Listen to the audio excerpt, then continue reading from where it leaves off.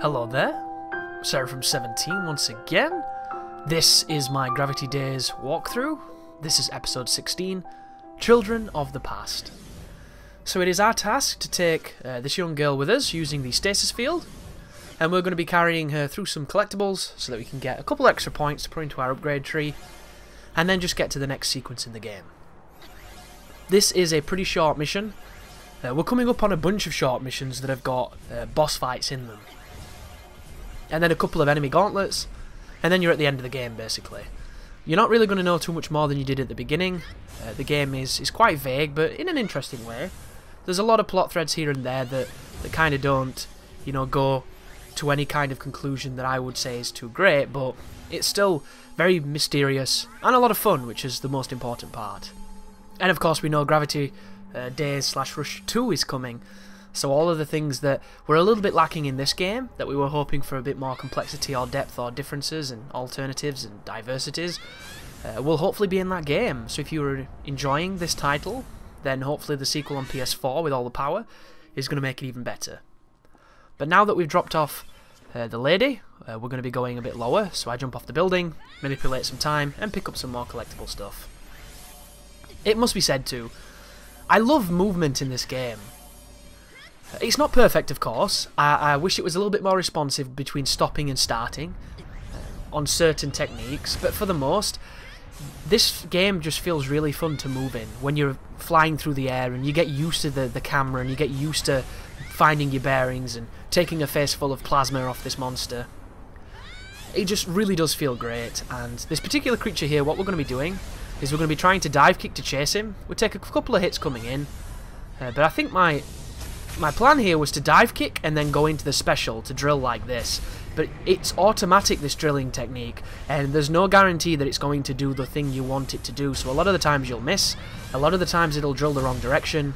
It can be a bit of a nightmare, and because I was so aggressive, I've took a lot of damage, and my life bar's not the biggest, so what we're going to do is we're going to refill our energy by hitting that, and then we're going to come over here and pick up some of these awesome green collectibles that give you life.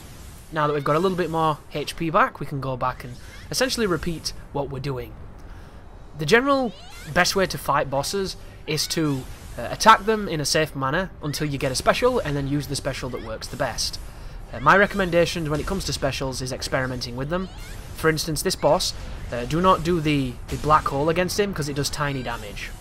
The firing rocks does do okay damage, but it's still not too great. The best one to do by far is the rotating spin one, which you saw me do earlier. There's me losing time powers as soon as they come back. Let's get back in the game. And all we're going to be doing is getting to the point where once you've destroyed all of these weak spots on this dude's back, he's going to then turn into the next phase where the weak point is at the back of his head, and he flies around bombing you, and then he goes up into the S formation, and then you can attack his head. And if you do this correctly, you can hit it with specials and kill it very quickly. I will almost guarantee that I will not do it correctly, because there are moments when my specials just don't do what I want them to do, and there's probably a way of controlling it better. Like right now, I'm having a hard time getting my dive kick to work, so I just like, fuck this, and I pressed Y to try and get to him, and he was just out of the range of me. But do you see the damage it would have done if I'd have been able to do that earlier? Could have been really good. But that was a waste, and you don't want to do that, guys. You don't want to get impatient. Damaging creatures like this it's tricky to get in, but once you get in, you'll have a lot of success. You're just got to be aware that the fireballs passively aim for you, so they will move towards you. They have a soft lock of sorts,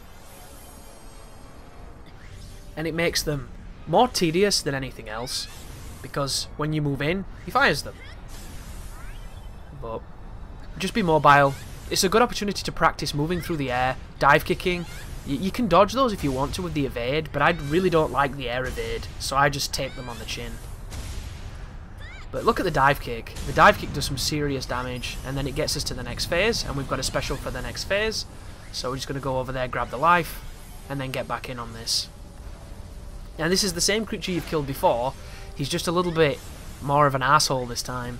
That's the only difference. But it must be said that the movement is the thing I'm hoping that they refine the most in the next one, because if they can get rid of the few things that I think are issues, the movement in this game is it's the reason I play it, I think. And I was thinking earlier, I spent all day today, I say all day, I spent about 2 hours playing Witcher 3 on stream, and I had a good time with everybody chatting and doing the Heart of Stone DLC. But Witcher 3 is a game where I cannot stand the movement. Moving in that game isn't fun to me, it's annoying. That was weird just then, just got stopped by an invisible wall.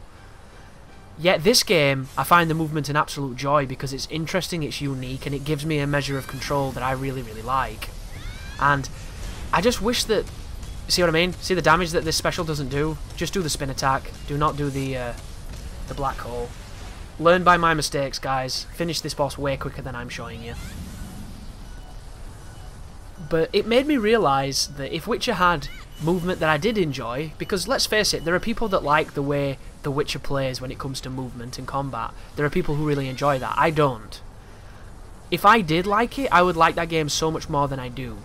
And it really reinforces the point that the most important factor to me personally when it comes to games is how it feels. There is something about a good game to you that feels just how it should feel, that feels natural, and when you hold that controller, there's just that harmony, and you understand it, and those will always be your favourite kind of games, because it's that measure of feeling of how the game plays that really responds with you.